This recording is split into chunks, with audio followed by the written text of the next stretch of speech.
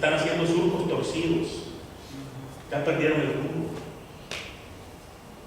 Y si no lo enderezan a tiempo, no van a llegar a su destino. Esto es serio. Esto no es un invento. Estamos en número 14, palabra de Dios. Ahora vamos al verso 4. Dice así, 14, versículo 3, ya lo leímos, ahora vamos al 4. Dice la palabra de Dios así, en el verso 4. Y decían el uno al otro, designemos un capitán y volvámonos a Egipto. Ay, ay. Primera consecuencia por la cual las personas no llegan a su destino, al destino que Dios ha escogido para ellos. Primera consecuencia, murmuración, queja. Dentro de la murmuración, el concepto de murmuración y queja es bien amplio. Se quejan contra todo y contra todos. Se quejan de todo. ¿Cuántos en esta mañana, al levantarse, le dieron gracias a Dios por un día más de vida? ¿Cuántos en esta mañana le dieron gracias a Dios porque a lo mejor no tenían zapatos pero tenían sus pies buenos? ¿Cuántos en esta mañana le dieron gracias a Dios porque pueden ver la luz del sol y pueden respirar? ¿Verdad que estamos bendecidos? ¿Verdad que no hay motivo para murmurar contra Dios? Él es bueno. Tal vez no hemos comido, tal vez no hay trabajo, tal vez no hay para la renta, tal vez esta enfermedad que nos está matando y que ya lo declararon que a lo mejor no tiene ni cura, pero Dios sigue siendo bueno. No hay motivo para murmurar contra Él, porque si algo le irrita y corta la paciencia del Señor, es un pueblo murmurador, un pueblo desagradecido y ingrato. Irrita la paciencia del Señor. Y cuando empezamos y tomamos esa actitud, empezamos ya a perder el rumbo. Y hay peligro de no llegar al destino trazado, al destino que Dios ha preparado para nosotros. Murmuración, queja, disgusto, inconformidad. La murmuración crea confusión. Cuando alguien es murmurador, fíjense que es bien tremendo. Y se pasa, y eso es lo más tremendo, que hace tropezar a otros con su murmuración. Se pasa llevando de encuentro a otros. Es como una manzanita que empieza a arruinarse y al ratito lo podrido de esa manzana se pasa a la siguiente y se pasa a la siguiente, y cuando venimos es un virus eso, la murmuración. Eso le pasó a ese pueblo.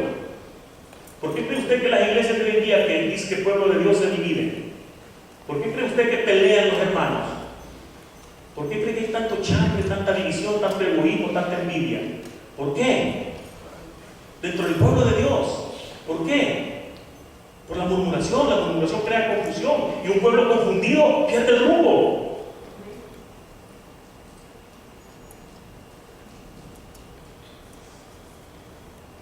Eso le pasó a este pueblo. Segunda consecuencia, el mirar atrás.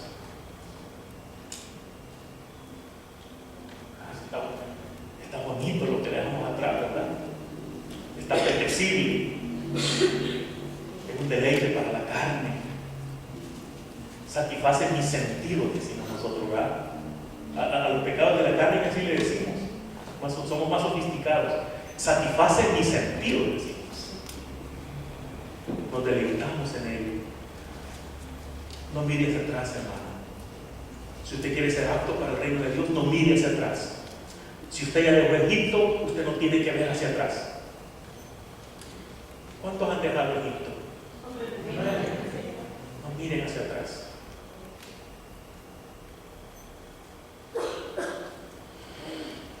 La tercera causa y las consecuencias. Ahora quiero que vayan en el mismo 14 de Números. Ahora vamos a leer los versículos 11 y 12. Ustedes están en Números 14.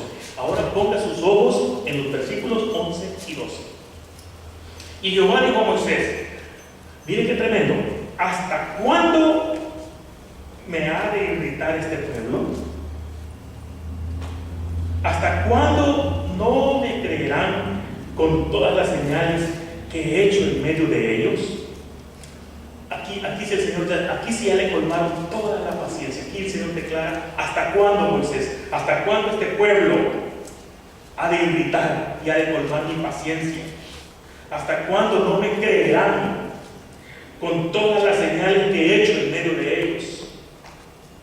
¿Sabe la gota que rebasó el vaso de la paciencia del Señor?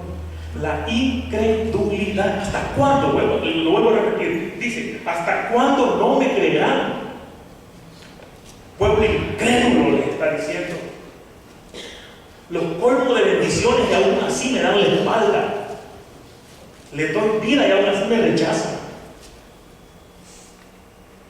Les doy vida y aún así no han aprendido a amarse unos a otros. Los proveo de todo lo necesario para que sean bendición a otros y para ser bendecidos, y aún así siguen divididos, siguen peleando, siguen en contiendas y en riñas que nada aprovechan. Me colmaron la paciencia, incrédulos, le está diciendo al pueblo de Israel en el desierto. Y es posible que le esté diciendo a alguno en esta tarde. Yo no sé, Dios lo sabe. Es posible que le esté hablando a alguno Dios en esta tarde. Yo no lo descarto, porque en la línea del Señor hay de todo.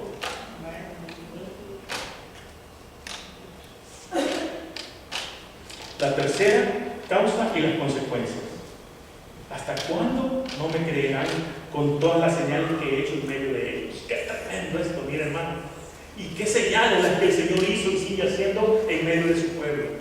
Mire, lo primero que hizo fue abrir el mar rojo y pasar en seco cuando el ejército venía tras de ellos. Mire qué terrible. Éxodo capítulo 14. Tenían hambre y cayó maná del cielo. Caía el pan del cielo. Tenían hambre. Después se quejaron porque tenían mucho calor y caminaban bajo el sol y el calor. Viene el Señor y les manda una columna de humo que les dé sombra y caminen bajo la sombra y no se queden su piel y caminen en sombra. El Señor les manda la columna de humo. Después, que de noche era muy oscuro y tenían frío, les manda una columna de fuego para que se calentaran y tuvieran luz por la noche. Y después decía: este calzado y esta ropa se nos va a gastar y solo tenemos una mudada y un par de zapatos. En Deuteronomio 29, Moisés, ya para despedirse del pueblo, porque Moisés ahí se despide, no entra a la tierra prometida, tema que vamos a tocar en otra ocasión, porque eso es amplio, les está diciendo así, y se los leo de esta manera, literalmente. Dice Moisés: ¿se acuerdan ustedes cómo desde que iniciamos la travesía nuestro calzado nunca se gastó y nuestra ropa nunca se envejeció? Nunca. Qué maravilla, ¿no? Hermano, hay justificación para que un pueblo que ha sido testigo, que es presencial, que ha vivido en experiencia propia, en carne propia, todas las bendiciones del Señor, habrá justificación para que murmure de esa manera. Dígame usted, contésteme, no hay que ir callado, contésteme con un amén. ¿Habrá justificación después de haber recibido tanta bendición que un pueblo murmure contra Dios? ¿Se justifica un pueblo con esa? Con tremenda bendición. ¿Qué me dice usted? Usted hoy tiene vida. Usted me dijo que respiró, que le dio gracias a Dios por un día más de vida, que vio la luz del sol y que está aquí sentado y que está feliz y que está alegre porque se le refleja en su rostro, porque está recibiendo palabras de Dios. Aquí no hay caras tristes, ¿verdad? Yo veo unos bien serios.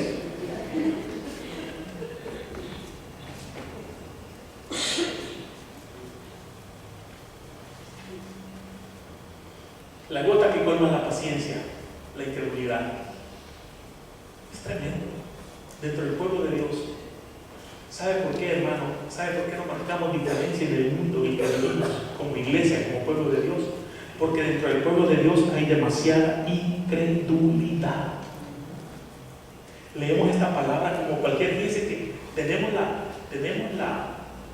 el hábito, malo por cierto, de leer esto como leer cualquier libro de historia o leer cualquier revista. Así leemos esta palabra. Es más, hay gente que dice, y no me vaya a malinterpretar, yo no tengo nada en contra de la gente que se propone leer toda la Biblia en un año. Perdónenme, yo no estoy en contra de eso. Pero la tarea no es leer y terminar la Biblia en un año. La tarea es, ¿qué me dice a mí esta palabra? ¿Cómo aplique esta palabra a mi vida? ¿Cómo creer las promesas de Dios? ¿Cómo hacer mía las promesas del Señor? Ese es el punto, y en eso debemos enfocarnos como pueblo de Dios. Porque si no lo hace de esa manera, usted, aunque diga que la tiene bien bonita y que tiene la mejor Biblia, usted menosprecia la palabra de Dios cuando no la hace suya. Aquí vamos a entender y vamos a establecer un punto y vamos a sentar un precedente. Cuando yo leo la palabra de Dios, pero no la creo, la estoy menospreciando.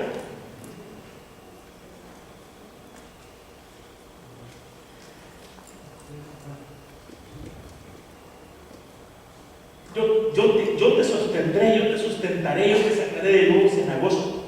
Hay más de 3.333 promesas de Dios para nosotros. ¿Cuántas de esas cree usted? Pero también hay 1.567 juicios. O sea, hay promesas, pero también hay juicios. La moneda tiene dos caras. Pero estamos enfocados en las promesas de Dios. Dígame usted, ¿cuánto tiempo le dedica realmente a meditar? No leerla como una revista, a meditar la palabra de Dios. A enfocar sus 5 sentidos, porque meditar es enfocar todo nuestro ser en la palabra. Eso es meditar, eso es escudriñar las Escrituras. ¿Cuánto tiempo le dedica usted a meditar? No a leerlo como que le han puesto tarea, eso no tiene ningún sentido. A meditar en esta palabra. ¿Cuánto tiempo durante la semana, durante su tiempo libre, dedica a la meditación de esta palabra?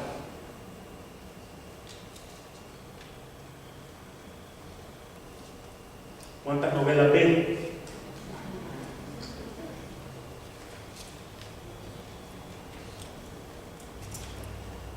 ¿Cuántos partidos de fútbol nos echamos durante el tiempo libre? Estamos todos envueltos en esto, ¿verdad? Estamos en el mismo huacal. ¿Ah? Algunos ya no los veo serios, sino que bravos ya. Están bravos.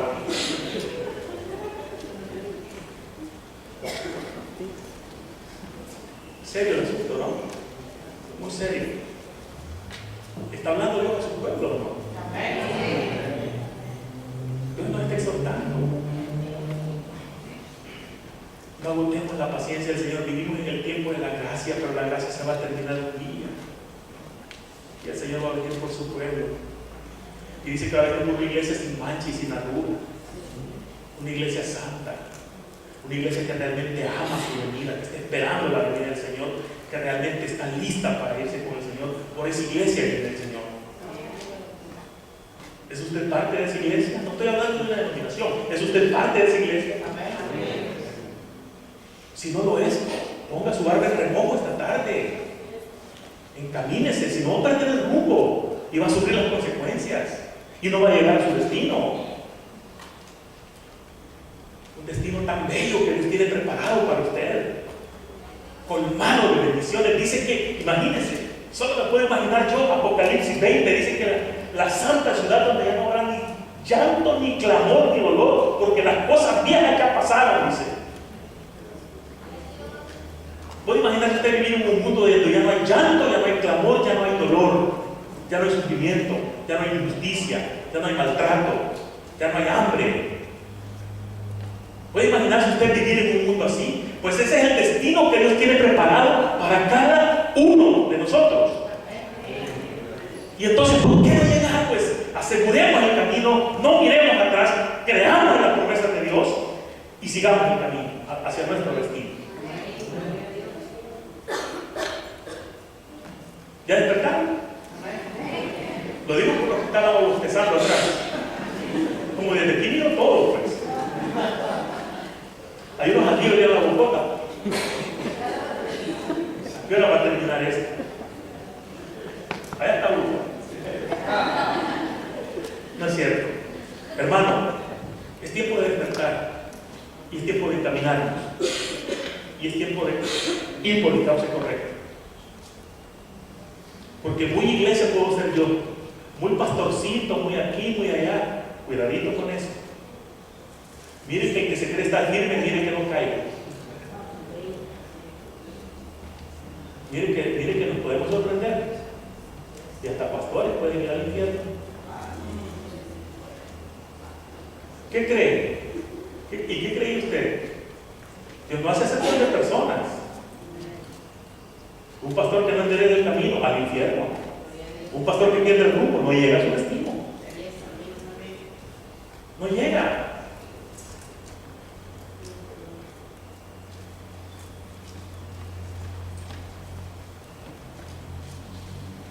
¿Qué estamos esperando?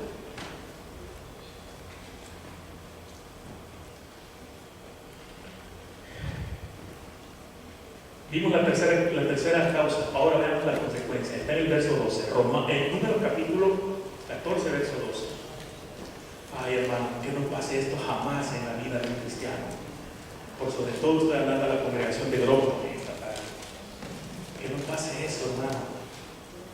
Por haber murmurado, por estar viendo todavía hacia Egipto y por desear vivir en la esclavitud del pecado.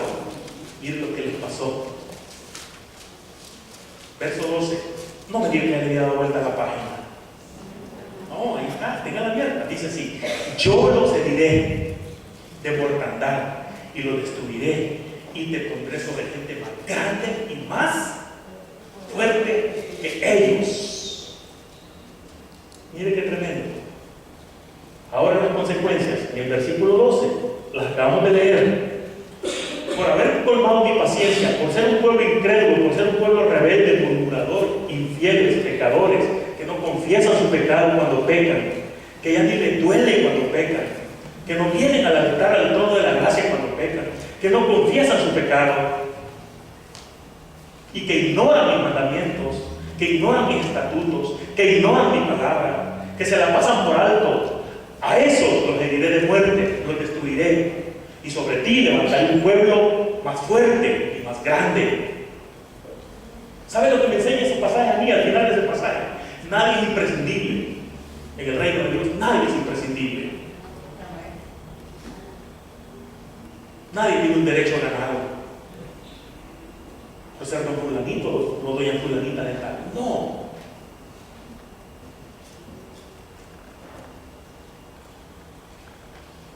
Yo los heriré de mortandad y los destruiré, y a ti te pondré sobre gente más grande y más fuerte que ellos.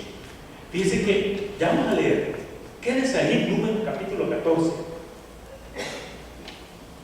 Cuando dice que va a levantar gente más grande y más fuerte que ellos, no está hablando de estatura física y no está hablando de fortaleza física. No está hablando de eso. Cuando el Señor habla de gente grande y de gente fuerte, habla en sentido espiritual. Porque para Dios el grande y el fuerte, hermano y amigo que me escucha, para Dios es más grande y más fuerte el que no murmura contra Él, el que no se queja contra Él, el que no le da la espalda y se quiere regresar a Egipto, el que no vive en rebeldía, el que vive en sumisión y en obediencia al Señor. Ese es el más grande para Él y ese es el más fuerte para Él. Y le dice a Moisés, estos, le dice, olvídate, lo voy a destruir y van a ser borrados de la faz de la tierra, y sobre ti, Moisés, voy a levantar gente que no murmura, gente que me busca realmente de corazón, gente que realmente se humilla delante de mi presencia, gente que respeta mi santidad. A esa gente voy a levantar y a esa gente le voy a entregar la tierra prometida. Porque la grandeza no se mide en fortaleza física, sino en aquel que se humilla delante de la santidad y la presencia del Señor. Ese es el grande y ese es el fuerte delante de Dios. ¿Cuántos fuertes hay aquí? ¿Y cuántos grandes hay aquí delante de Dios? No estoy hablando de fortaleza física, estoy hablando del sentido espiritual. A eso se le entregar la tierra prometida.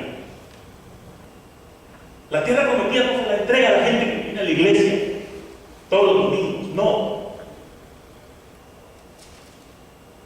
La tierra prometida está destinada para aquellos que no murmuran,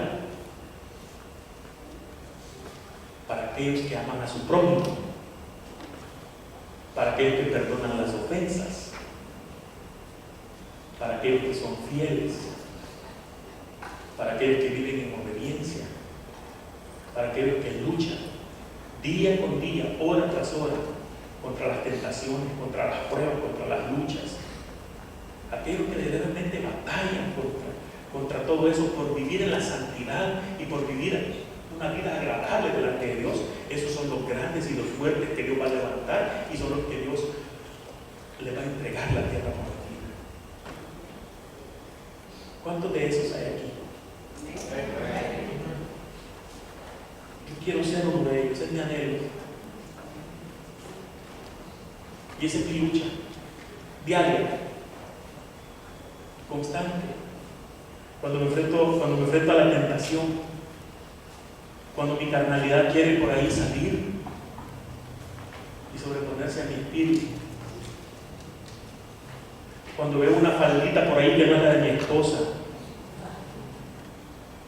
y que es atractiva para el ojo humano, y la deseo en mi mente y en mi corazón.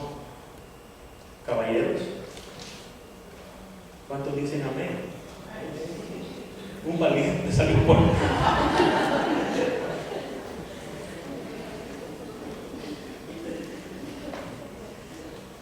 ¿de qué estamos hablando? Esta es la neta, como dicen mis queridos hermanos mexicanos. Esta es la neta. Aquí no se trata de ocultar nada. Aquí estamos, miren, todos estamos desnudos delante de Dios. El Señor nos conoce.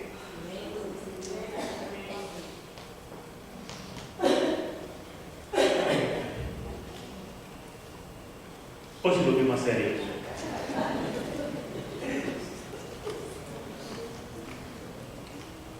Yo los heriré de mortandad y los destruiré, y a ti te pondré sobre gente más grande y más fuerte que ellos. La grandeza y la fortaleza de esa gente que el Señor levantaría era una fortaleza y grandeza espiritual. Ahora quiero llevarlos a la consumación de las consecuencias de apartarse y de perder el rumbo. Mira el título. Mira el título. Las consecuencias de perder el rumbo. Cuando la iglesia pierde el rumbo, sufre las consecuencias. Que no pase eso, iglesia de Cristo Jesús. Vayan conmigo, por favor, en su Biblia está. Vayan conmigo ahora a Deuteronomio capítulo 14. Mire, vamos a leer casi 10 versículos. Pero no coma ansias, no se me desespere, lo vamos a leer, lo vamos a analizar. Y yo quiero que usted, hermano y amigo, haga suyo esto y diga: Señor, que esto no pase en mí cuando esté leyendo estas palabras. Por favor, diga eso. Que no pase, Señor, esto en mí. 14, versículo 26 al 35.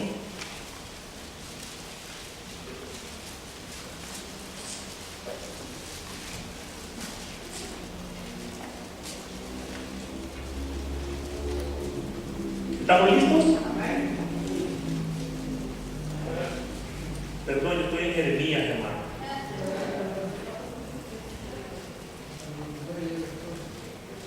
Sí, ahí vamos. Capítulo 14, sí, por favor.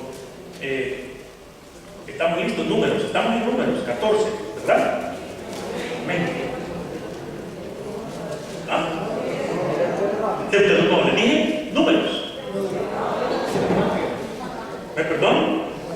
Números, capítulo 14. Por eso les dije, mantengan abierta ahí la página. ¿Ok? Si ven que ya perdí el rumbo, si ven que nadie está exento de perder el rumbo. Amén. Ok, capítulo 14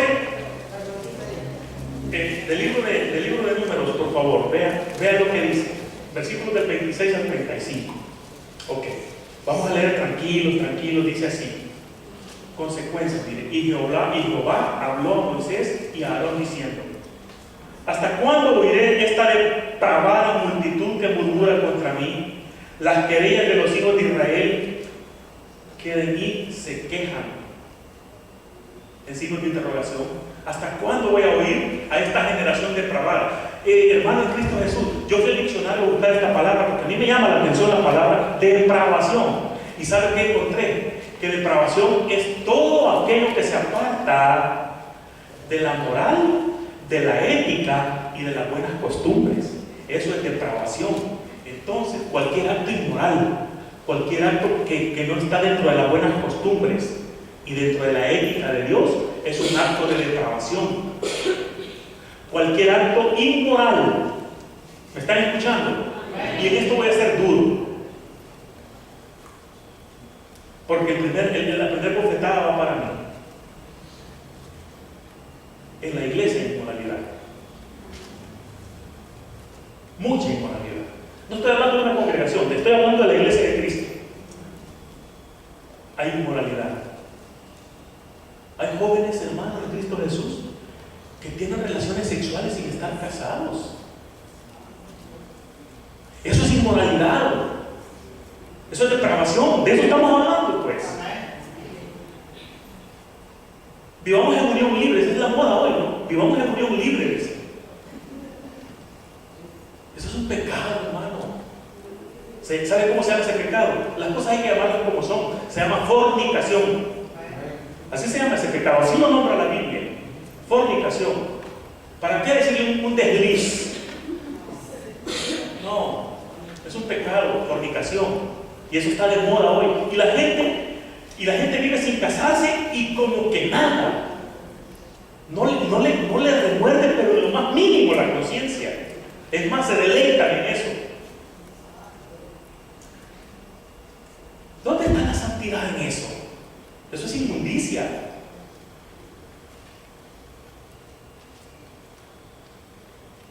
No hay santidad.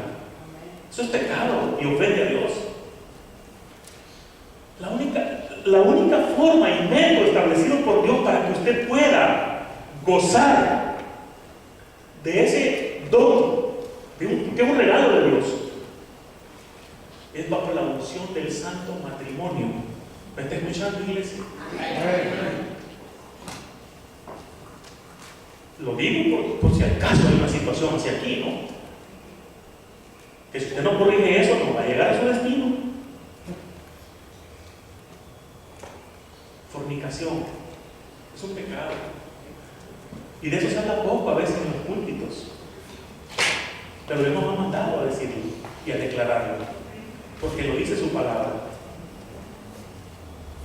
Corrija eso. Si eso está pasando, corríjalo, pero ya.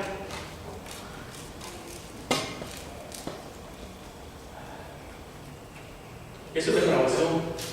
Cualquier acto en contra de la moral, de la ética y de las buenas costumbres. Dios es un Dios de ética y de moral, porque es un Dios santo. La ética y la moral son las bases de la santidad, hermano. Cuando usted vive una vida ética y moralmente correcta delante de Dios, usted va en pos de la santidad. Sed santos porque yo soy santo, dice el Señor. Buscar la paz y la santidad sin la cual nadie verá al Señor. No lo digo yo, lo dice su palabra. Corrijamos eso, si es que ese es el caso. Ok, continuamos con el número 14. O ya se quieren ir. El que se quiera ir, que me diga amén. Entonces, el que se quiere ir, lo digo con amor y con respeto, tiene toda la libertad de retirarse. Pero yo tengo que terminar esto. Es que el problema es que no me dan mucho chance de aquí. Yo vuelvo a tomar un mes a este púlpito, así que yo tengo que aclarar todo esto.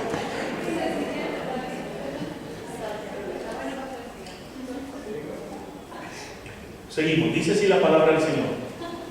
Ahora vamos a... ¿En qué versículo estábamos? En el 26, ¿verdad? Ahora vamos al 27, por favor, dice así. ¿Hasta cuándo, del 27? ¿Hasta cuándo oiré esta depravada multitud que murmura que murmuran contra mí, las querellas de los hijos de Israel que de mí se quejan.